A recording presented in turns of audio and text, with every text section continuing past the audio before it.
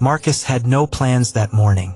His shift was over, his wallet was light, and his dignity, well, that had been worn down years ago by life and late nights in a grocery store where no one even remembered his name unless something needed mopping. He was wiping down the self-checkout screens when he saw her. Tiny, bent over slightly, maybe mid-80s. A gray cardigan buttoned to the top, a scarf tied tightly beneath her chin, and a grocery cart stacked higher than someone her size should have been pushing. Her hand trembled as she reached for a can of soup. It slipped. He caught it before it hit the floor. "Oh," she gasped. "Thank you." Marcus smiled politely, nodding. "No problem." He went back to cleaning, but his eyes followed her as she struggled down the cereal aisle. People moved past her like she was invisible. One customer clipped her walker with a basket and didn't say a word. A clerk stocking shelves rolled his eyes when she asked if the store carried low-sodium beans. Marcus watched it all. At checkout, she fumbled with her wallet. Her hands shook harder. Coins spilled to the floor. The teen at the register side mumbled something about holding up the line and turned on the lane's flashing light. Marcus stepped forward without thinking. "Here," he said, kneeling to scoop the coins. "Let me help." She smiled again, softer this time. "You don't have to." "Yeah, I do," he said gently. He helped her count the change, then added $5 of his own when she came up short. "You don't have to do that either," she said, her voice quiet. Marcus shrugged. "Maybe I don't, but it wouldn't feel right to walk away." He pushed her cart to her car. She didn't ask. He just did. The parking lot was windy, her scarf flapping loose. As she loaded her trunk, a jug of milk slipped from her grasp and cracked on the pavement. She sighed. "I'm so sorry," she began, but Marcus waved it off. "I'll get another. Wait here." He ran back inside, bought a new jug with the last of his cash, and returned, holding it out like it was no big deal. She stared at him, eyes glassy. "What's your name, young man?" "Marcus." "Well, Marcus," she said, folding her hands. "I think you're a rare breed." He chuckled. "Nah. Just doing what I hope someone would do for my mama." She reached into her coat pocket and pulled out a weathered card. "If you ever need help, call this number." He glanced at it. No name, just a number and the initials EG. He pocketed it with a polite nod, figuring it was a church or senior outreach group. Then he forgot all about it. Until 3 days later. It started with whispers. The store manager, Rick, showed up in a suit, something he never wore. Employees were called into the office one by one. Tension was thick, eyes wide. No one knew why. When it was Marcus's turn, he expected to be chewed out for helping a customer off the clock. Instead, he walked in and saw two people waiting, a sharply dressed executive and the elderly woman from the parking lot. Only now, she didn't look like someone struggling with coupons. She looked like royalty. Pearl earrings, polished shoes, her back straighter, her voice firm. "Hello again, Marcus," she said. He blinked. "Ma'am, you didn't know who I was," she said. "That's why your kindness meant something." The man beside her stood. "I'm Richard Grayson, CEO, and this is Eleanor Grayson, our founder." Marcus just stood there, stunned. Rick shifted in his seat, sweat forming on his brow. Eleanor continued. "I sent someone to evaluate how the store was being run. I didn't like the reports I received, so I came myself, in disguise." She fixed her gaze on Rick. "And I saw what you've allowed this store to become." Then she turned back to Marcus. "But I also saw what it could be again because of you." What happened next felt like something out of a movie. Rick was fired on the spot. Not quietly, not politely. It was loud enough that employees in Produce heard the shouting. The assistant manager resigned before he could be investigated. By the end of the week, the store had a new interim supervisor, Marcus. Not because he asked, not because he begged, but because someone finally saw. He didn't take the job for power. He took it because he wanted to make the place better, fairer. For the shelf stockers, for the cashiers, For the people like Julio, the janitor with a limp who'd once been a regional accountant before getting demoted by Rick for being too nosy. Now Julio had a nameplate again and a title. And Eleanor? She kept visiting. Not as a boss, as a mentor. She would sit in the break room with her cane beside her and listen. Really listen. She remembered everyone's name. And she paid attention. By the end of the month, the energy in the store had shifted. Customers noticed. Locals who had sworn off the place came back. People smiled more. Work felt lighter. Until the letter arrived. It came in a black envelope. No return address. Slipped under the front door before opening. Ours. Marcus found it. Inside was a single sentence typed on cream paper. Some of us haven't forgotten what Eleanor took, and we're coming to collect. He handed it to Eleanor. She stared at it for a long time. Her face didn't show fear, only resolve. I know who sent this, she said. Should we call the cops? Marcus asked. No, she whispered. This goes deeper than they can handle. Then she reached into her purse, pulled out a small brass key, and handed it to Marcus. This opens the safe in my old office. The second drawer.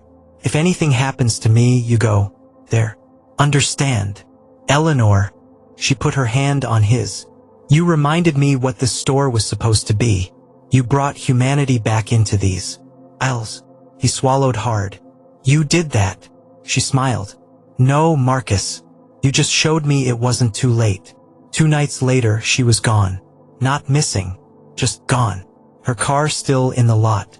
Her phone left behind. The office untouched. No signs of a struggle. Only the black envelope on her desk again with a new note. You should have stayed gone, Eleanor. Marcus stood in her office long after everyone else had gone home. The fluorescent lights buzzed softly overhead. He pulled out the brass key from his pocket. His hands trembled. Not from fear. From duty. He found the safe. Inside photos. Contracts. Financial documents. Newspaper clippings going back decades. And one audio cassette, labeled in red ink, Grayson 1989.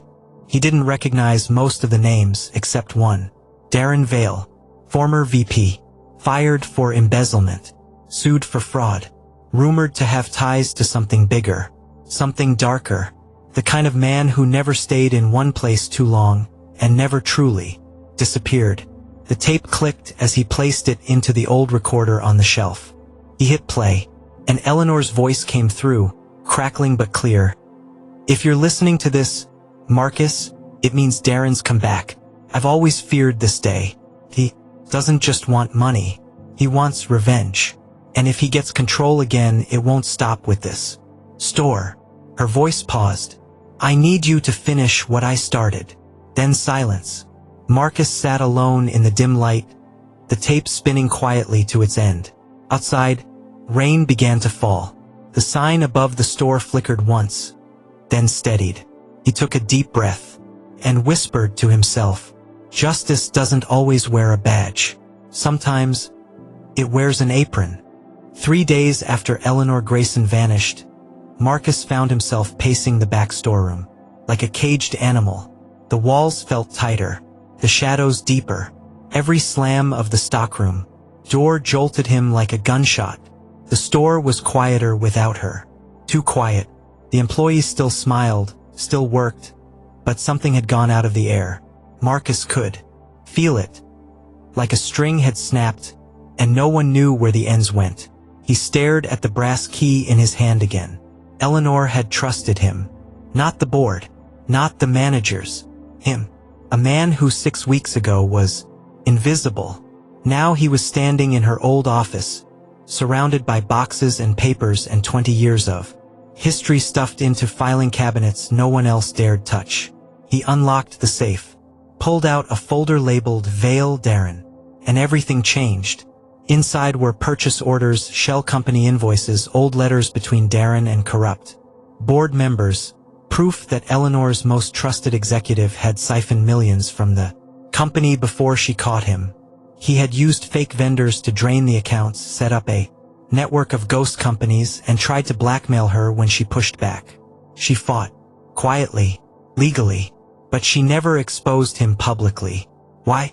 Because Darren was her nephew, a detail that turned Marcus cold. Family can't always be trusted, Eleanor had once said during lunch. Sometimes strangers are more loyal than blood. Now Marcus understood. She had covered up just enough to protect the name, but not so much that she couldn't take him down if he ever came back. And now he had the threatening notes, the sudden reactivation of shell companies, anonymous buyers poking around corporate headquarters. It all pointed to one thing: Darren was making a comeback. And Eleanor? She had either gone into hiding or been forced out. Marcus turned to Julio, who had rejoined the company as internal auditor. They'd grown close over the last few weeks, bonded by grit and mutual exhaustion. "I think Darren's already inside," Marcus said, spreading the documents out. "He's pulling strings through fake investors, buying back stock, trying to retake control quietly before the public knows." Julio shook his head. "If this is real, this goes past the store, touches everything. Distribution, pensions, benefits." Marcus nodded. "It's not just about money, it's about revenge." That afternoon, Marcus called an emergency meeting with the board. They didn't want to listen. One executive scoffed. "You're a stock boy with a clipboard. You don't get to lecture us on corporate takeovers." But when Marcus dropped the folder on the conference table and played the cassette Eleanor had left behind, they all went quiet. In the recording, Eleanor's voice was calm, steady. "If Darren resurfaces, understand this. He doesn't want reconciliation. He wants erasure of everything I built, of every policy that prioritized people over profit. He will gut this company and call it innovation. He will ruin lives and call it progress." Marcus stared down the board members. "You can ignore this, call me paranoid, but if you do nothing, you'll be writing severance checks with blood." They voted to investigate. By the next morning, two things happened. First, the legal team froze all suspicious vendor contracts linked to Darren Vale. Second, a car exploded in the executive parking lot. No one was inside. No one was hurt. But the message was clear. Marcus knew he had to act before Darren did. He went public. Using Eleanor's records, he published a whistleblower statement, backed by Julio and other former employees who had been silenced. He leaked it to local news, then to national press. He uploaded the recordings anonymously. It exploded. Corruption in grocery giant. Secret war over control of Grayson's market. The public outcry was immediate. Customers rallied. Employees spoke out. Former workers told their stories on social media. Old lawsuits resurfaced. Suddenly, Darren's quiet return turned into a public reckoning. And then, Eleanor returned. Not in person, but in a pre-recorded video message posted to the Grayson Market homepage. Her voice, though older, was unwavering. "To those who believed I disappeared out of fear, know this. I stepped back to see who would stand up when I no longer could. Marcus did. Julio did. Our employees did. I founded this company not to get rich, but to feed people with dignity. If you think that vision can be bought or buried, you've forgotten what built this place." The video went viral. The board reinstated Eleanor as chair emeritus. And Darren? He was arrested trying to flee the country on a fake passport. He'd been hiding under a new identity, operating out of a shell office just one town over. All the evidence Eleanor had saved was enough to ensure prosecution. It was over. 2 weeks later, the store reopened after a short remodel. New paint, better lighting, a small plaque at the entrance, dedicated to those who served others when no one was watching. Marcus stood outside, sipping coffee. Julio approached, holding a newspaper. "You see this?" he asked. "They're calling you the Grocer General." Marcus laughed. "Sounds like a cereal brand." He looked out across the parking lot. Customers smiled. Kids laughed. The air felt lighter again. Then he spotted her. Eleanor, sitting on a bench in the sun, wearing that same cardigan. Kane by her side. She waved. Gently, he walked over and sat down beside her. "You were gone a while," he said. "I had to be," she replied. "Sometimes, to see who's worth fighting for, you have to step away." "Did I pass?" She smiled. "You didn't just pass. You reminded me why I started all this." They sat in silence for a while. Then Eleanor said something Marcus would never forget. "Leadership isn't about control. It's about responsibility. Not just for the job but for the people. For how they're treated when no one's looking." He nodded slowly. "I just wanted to do the right thing." "And you did," she said softly.